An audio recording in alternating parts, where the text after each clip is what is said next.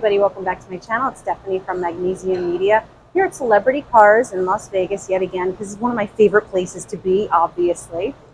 And there's just so many things here today. I don't know what we should film with. So, Hubs, what do you think that we should film with today? Why don't you film with that right there, the SLR? How many times have I been in and out of an SLR? Like, I can't count that many times. What is so special about that? What is so special? Yeah. Clearly, you're not a car girl. Well, all I know is that it's like another Tuesday for me. So what's the big deal? Hey, how you doing? Hey, say hi, Scott. Say hi to Scott, everybody. You guys know Scott. Resident comedian right there. Say hi. He's on TV right back behind you, too. What's so special? What can we possibly talk about in this car? There's a million things you could talk about. Well, if you don't know, riddle me this, you don't Batman. know. How about you come on screen today? I don't want to be on camera. Why not? I do it all the time. Nobody wants to see a fat bald guy. You know what? Why don't you just suck it up? Let's put that on the tripod and you come on here and you teach me a little something, okay? Oh, all right. We're going to school you now. Let's go. How you doing? Oh, sorry. All right. Come on. Let's go. Come on. We got the car. We got the camera set up. It's time for you to be on camera. All right. Let's go. I'm Hubs. So. Hubs. That's what we can call him. See, nobody wants to see a fat bald guy, right? Oh my God, stop it. Everybody wants to see this. Listen, anyway. We hey, you're blocking the car, by the way. We don't have a lot of time because people are busy and they have things to do. So, what is so special? If they're probably sitting on the toilet watching this, or they just Is that where you watch your YouTube? No, see, I don't watch. See, here's the best part. I don't watch YouTube videos. I don't. I've never. The only time I watch a YouTube video is if I need help with something. Like, oh, how do I do this? Then I watch YouTube. But I don't watch. I've never subscribed to a YouTube channel. I've never done this. And it's actually funny. I'm launching a YouTube channel next week. Figures. Figures. So, anyways. Yeah. So, clearly, okay, the SLR is one of the most underrated hypercars, supercars from the early 2000s, in my opinion, okay? I've had a couple of these SLRs back in the day when they were new. I've enjoyed them. I've loved these things, okay? Not a lot of people, this isn't the wow that you're going to get in a Carrera GT. This isn't the wow you're going to get in pulling up in a Murcielago LP640, but there's something special about this car. What? What? There's a lot of special too, okay? So first off, if you didn't... Educate me. Okay, so let me tell you. In 2005, Mercedes-Benz teamed up with McLaren because they own 37% of McLaren. I don't know why they decided to buy 37% of McLaren back then, because McLaren wasn't even building road cars at that time. The last road car McLaren had was the F1, and that was in the 90s. So they were teamed up. So they decided to team up with McLaren. It's the only Mercedes ever made that has the McLaren badge on it. So, and then this car was designed by none other than the man that designed the McLaren F1. So at that point, Mercedes-Benz teamed up with AMG, McLaren, and Mercedes-Benz. They went and they put their minds together. And could you just step aside, please, okay? Just sit back and enjoy. Do you believe? No, do you believe the audacity? Listen, the unmitigated hold on. Get out the way. Are you serious right now? We want to see the car, right? We're car people. We want to see the car. Okay, you can come back in the camera. But look at that. Look at the design, okay? It is one of the... Oh, that's good. Perfect. Right there. Just right there. Now, perfect. I could be in the shot, too. Hold on. Let me see. Are you still in the shot? Yeah, you're okay. You're not bad. So, all right. If you look at this vehicle. So, this car came out in 2005, around the time period where you saw the Carrera GT come out. But I mean... You just sounded so old. What? This car came out in 2005. I am old. I'm 42 years old. What do you want me to do? Oh, hold on. What, how did you finish the sentence? What did you say? In the time period. In the time period. Okay, so the SLR. First off, the Arabian Sea while you're at it. Shut up! I have to live with this. Would you believe this? I have to live and deal with this. I should step on her foot by mistake. No, and that's a hand, not a foot. Okay. My goodness. Anyways, so Mercedes-Benz teamed up with McLaren, AMG. They came up with the SLR. Stands for Sport Light Racing. It's an 8-cylinder engine, produces 617 horsepower. This car paid homage to the 300 SL from the SLR from back in the day. And this happens to be a Silver Arrow package car. Silver Arrow meaning silver with the red interior like the old cars from back in the day. Beautiful car, amazing gull wing doors on the car, built in at the McLaren factory in a combination. The thing with this car was, like, when you got the Carrera GT, and I had a Carrera GT, I put 12,000 miles in the car, and I enjoyed every last bit of those miles. The thing with the SLR was it was very nose heavy because the engine's in the front.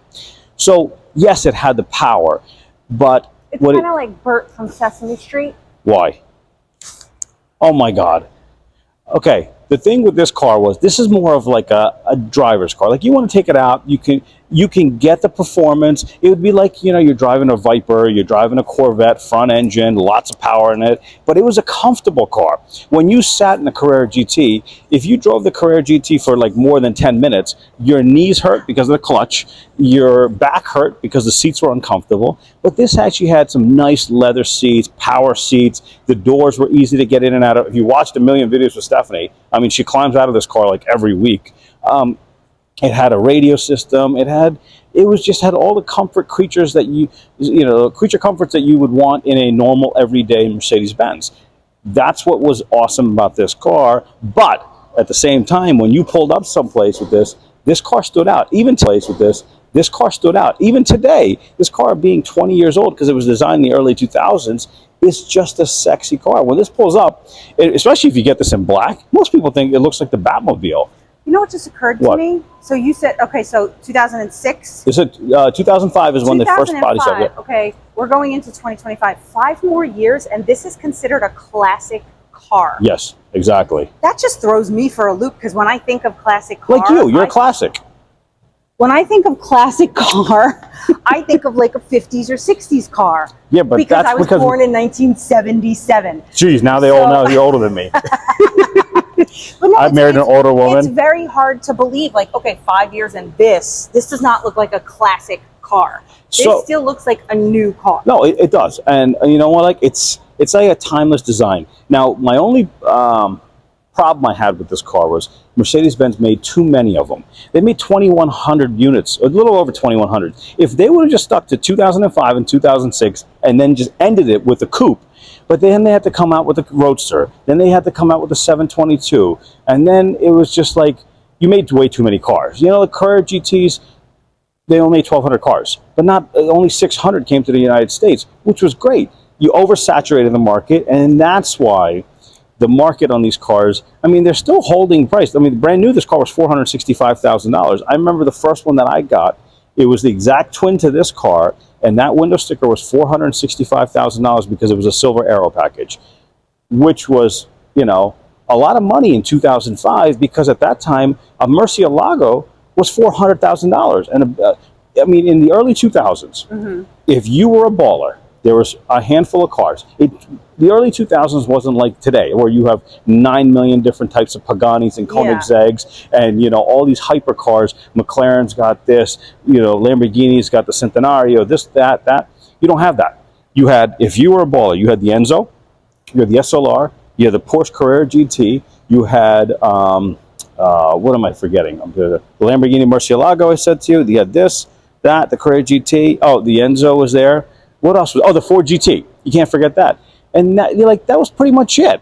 And every single one of those cars, the window stickers weren't anywhere. Every single one of those cars, the window stickers weren't anywhere close to $1 million. Yes, the Enzo at that time was selling for $1.2 million to $1.5 million, but the sticker price was only in the 600s. So the 465 was a big window back then. Today, we sneeze and there's $1 million MSRPs on cars. I mean, that's true. Yeah. Now, what is this going for now?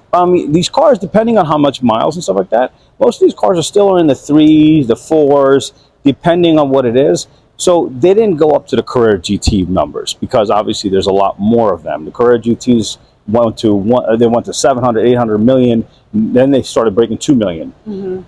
Different thing, but different experiences too. But you can't compare every car. It's not apples to apples. It's apples, or it's different. This is for the different type of buyer. This is for the guy that wants the look, that wants, the performance, and then wants to be able to pull up to the casino with a girl in a dress and get in and out of it. Yeah. And actually, you can pop the trunk and you can put a set of golf clubs in the back. You can't do that in the Carrera GT. You can't do that in the Murcielago. A little different. So, there's a lot that goes into it. There's a piece of history in it because this was before McLaren actually started building road cars again. This was the first, basically, road car again. All right, I'll give it to you. It's a special car. Okay, there we go. All right. So I'm going to hop off camera. I'm going to let you guys deal with her because I have to deal with her tonight anyway. Hot date, hot date. I don't have to be dealt with. I am awesome. Oh, you are awesome. Anyway, get off camera. All right, bye-bye. See you. Anyway, hope you enjoyed this video. Make sure you like, subscribe, and share. I always want to say follow. But that's what I say on Instagram. Okay, follow you on Instagram. Right, follow me on Instagram. But here on YouTube, you have to like, share, and subscribe. Oh, and you got a surprise for them next week.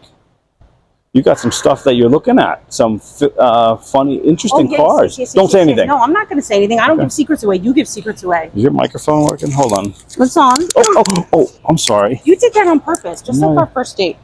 Anywho, you want to know about our first date? No, I'm going to sum it up real quick because these people have to go. Okay. On our first date, okay. He picks me up. This is him in the driver's seat. This is me in the passenger seat. We're not in the car 4 minutes.